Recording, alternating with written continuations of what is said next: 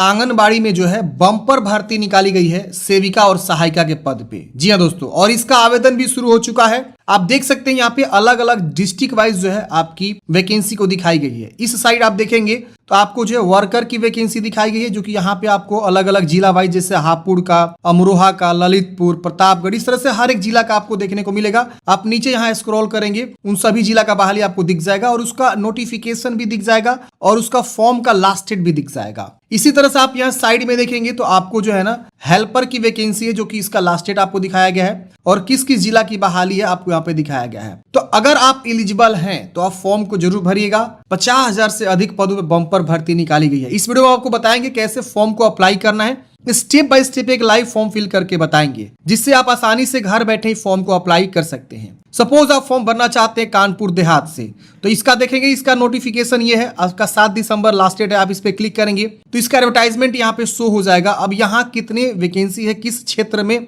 Vacancy, वो यहाँ पे आपको देखने को मिल जाएगा। इसके लिए यहाँ पे आपको जो है क्वालिफिकेशन, न्यूनतम शैक्षणिक योग्यता इंटरमीडिएट इसमें बोला गया है। इसके अलावा अधिक आपने मतलब क्वालिफिकेशन रखा हुआ है तो भी आप डाल सकते हैं, क्योंकि उसी के आधार पे आपका मेरिट भी तैयार किया जाएगा। और एज लिमिट 18 से 35 वर्ष है। सैलरी वगैरह भी सब चीज यहाँ पे बताया गया है। इसके अलावा डॉक्यूमेंट्स क्या क्या लगेंगे ये भी आपको यहाँ पे बताया गया है। फॉर्म भरने की अंतिम तिथि बताया गया है। इसी तरह से आप देखना चाहते हैं, मान लीजिए लखीमपुर के लिए इसका 1 दिसंबर लास्ट डेट है। आप इस पे क्लिक करेंगे तो आपका यहाँ पे दिख जाएगा और इसका भी अंतिम तिथि, इसके बाद से इसमें भी जो भी क्वालिफिकेशन है, एज लिमिट है, इसमें भी इंटरमीडिएट बोला गया है। कहाँ कितनी बहाली है, किस क्षेत्र में कितनी बहाली है, परियोजना का नाम और कैटेगरी वाइज वैकेंसी को दिखाया गया है। तो आप जिस भी जिला से फॉर्म भरना चाहते हैं उस जिला के लिए फॉर्म को अप्लाई करेंगे और आप जो है उसके लिए क्लिक करके देखेंगे। मान लीजिए मऊ का देखना चाहते हैं तो मऊ पे क्लिक करेंगे। अब मऊ में देखेंगे इस प्रकार से वैकेंसी दिखाई गई है। 21 पद है। इसमें आपको जो है बोला गया है 18 से 35 वर्ष की उम्र सीमा और इसमें भी इंटरमीडिएट बोला गया है। तो हर जिला का अलग अलग नोटिफिकेशन है, अलग अलग एडवर्टाइजमेंट है, अलग अलग लास्ट डेट है फॉर्म भरने का। तो आप अपने जिला का फॉर्म भरेंगे और आप जिस जिला के निवासी हैं उसी जिला से फॉर्म को अप्लाई कर सकते हैं। अब देखिए फॉर्म कैसे भरना ये मैं बताता हूं। देखिए सबसे ऊपर में आप देखेंगे यहीं पे आपको जो है ना इंपोर्टेंट लिंक्स आपको देखने को मिलेगा। आंगनबाड़ी वर्कर के लिए ये यहाँ पे लॉगिन पेज है और आंगनबाड़ी वर्कर के लिए रजिस्ट्रेशन पेज है। आंगनबाड़ी हेल्पर के लिए लॉगिन पेज है, आंगनबाड़ी हेल्पर के लिए रजिस्ट्रेशन पेज है। तो यहीं पे आपको लिंक देखने को मिलेगा। ये आपका जो है लिंक है, कंबाइंड लिंक है। अब इस लिंक पे कैसे आना है तो देखिए आप क्या करेंगे, गूगल में जाएंगे और सर्च करेंगे डीएस हेल्पिंग फॉरएवर। जैसे आप इतना लिख के सर्च करेंगे ना, आपको ये वाली जो है वेबसाइट देखने को मिल जाएगी, डीएस हेल्पिंग फॉरएवर। इसको क्या करेंगे, आप ओपन करेंगे। कुछ इस प्रकार से वेबसाइट दिखता है। यहाँ पे आपको तमाम अपडेट देखने को मिल जाएंगे। यहाँ पे आप क्लिक करेंगे और यहाँ पे आपको क्या सर्च करना है, यूपी आंगनबाड़ी। क्या सर्च करेंगे, यूपी आंगनबाड़ी। देखिए बिहार में वैकेंसी अभी निकाली गई थी और भी आने वाली है वैकेंसी। उसके ऊपर जैसे अपडेट आएगा मैं आप लोग को वीडियो बना के बता दूंगा। ये देखिए यूपी आंगनबाड़ी कार्यकर्त्री वैकेंसी, आप इस पे क्लिक करेंगे। जैसे आप इस पे क्लिक करेंगे यहाँ पे आपको वैकेंसी देखने को मिल जाएगा। आप चेक कर लेंगे और यहाँ पे अलग अलग जिला वाइज वैकेंसी भी देखने को मिल जाएगा।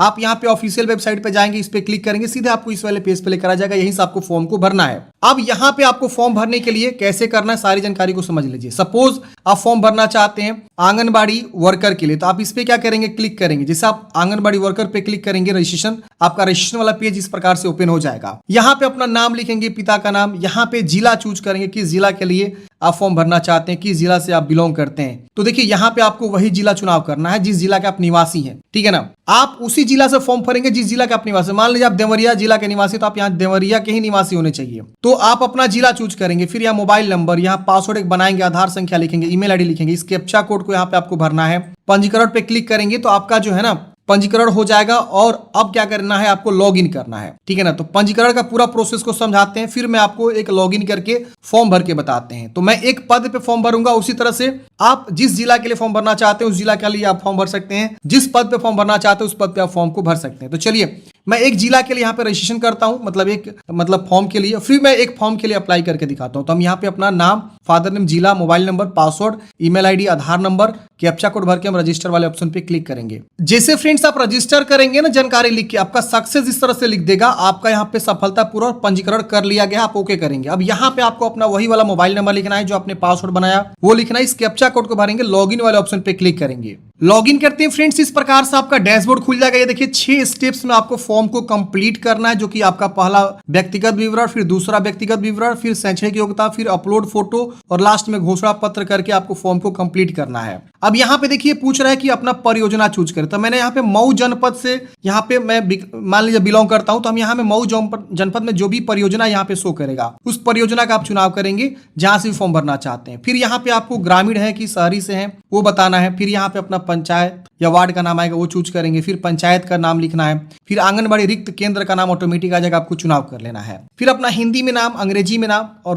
पिता का नाम, फिर माता का नाम, फिर आप मैरिड है कि अनमैरिड है ये बताना है। फिर यहाँ पे अगर विवाहित चूज करेंगे तो पति का नाम आपको लिखना है। फिर यहाँ पे आपको अपना प्रॉपर एड्रेस लिखना है, जो भी आपका एड्रेस है यहाँ पे पत्र व्यवहार का पता और स्थायी पता। अगर दोनों एक ही जैसा है तो दोनों एक ही जैसा लिख सकते हैं, अलग अलग लिखेंगे पिन कोड, और यहाँ पे पिन कोड आपको लिखना है। अपना डेट ऑफ बर्थ की चॉइस करेंगे, यहाँ पे आप डेट ऑफ बर्थ अपना लिखेंगे, जो भी आपका डेट ऑफ बर्थ है यहाँ से आपको क्या करना है डेट ऑफ बर्थ को बता देना है। तो हम यहाँ पे जो है क्या करेंगे डेट ऑफ बर्थ को लिख देंगे, जो भी हमारा डेट ऑफ बर्थ है इस तरह से आएगा। फिर यहाँ पे आपको जो है हाई स्कूल का जो है यहाँ पे प्रमाण पत्र आपको PNG JPG कोई भी फॉर्मेट में 200 KB से कम यहाँ पे चूज करके अपलोड करना है।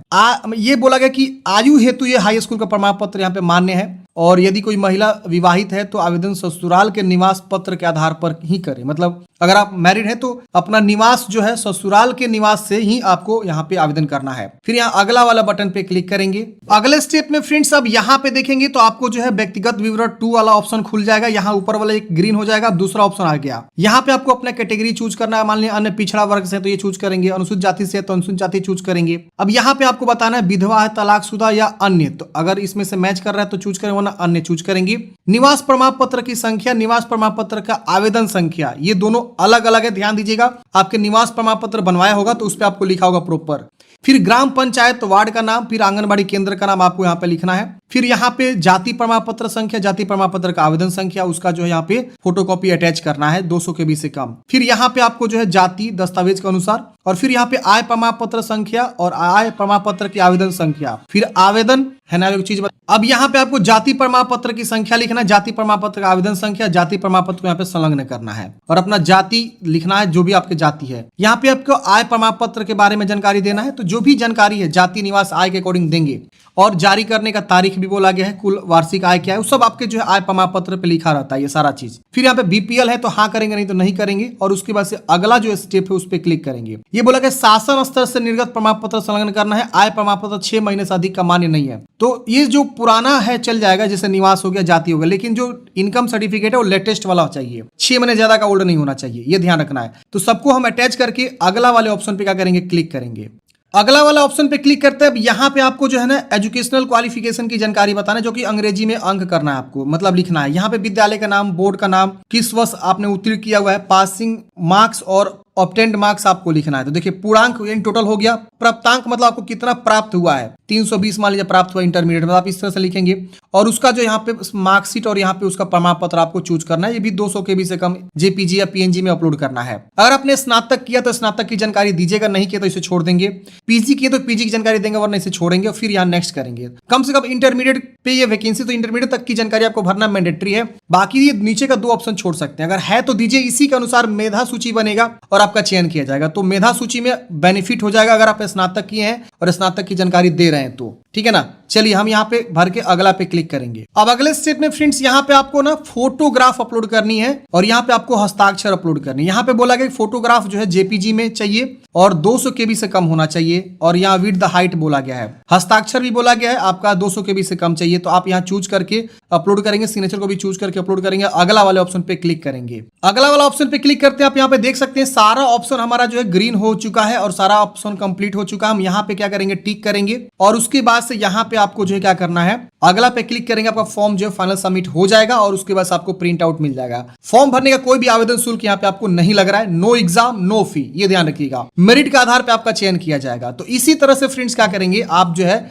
यूपी आंगनबाड़ी के लिए फॉर्म को अप्लाई करेंगे। मैंने आपको जो है पूरी इंफॉर्मेशन देने की कोशिश किया हुआ है। आपके मन में कोई भी डाउट्स है कमेंट बॉक्स में पूछ लीजिएगा। बाकी के जो पद हैं अगर आप एलिजिबल है तो उस पर भी अप्लाई कर सकते हैं, लेकिन ध्यान रखिएगा जिस जिला का आप निवासी हैं उसी जिला के लिए ही आप फॉर्म भर सकते हैं, बाकी अन्य जिला के लिए आप फॉर्म नहीं भर सकते हैं। आप चाहें तो दोनों ही पद पे सेम जिला में वैकेंसी है तो दोनों ही पद पे सेम जिला में आवेदन दे सकते हैं। बाकी अलग अलग जिला वाइज वैकेंसी भी यहाँ पे दिखाई गई है, आप एक बार जरूर चेक कर लीजिएगा। Thank you.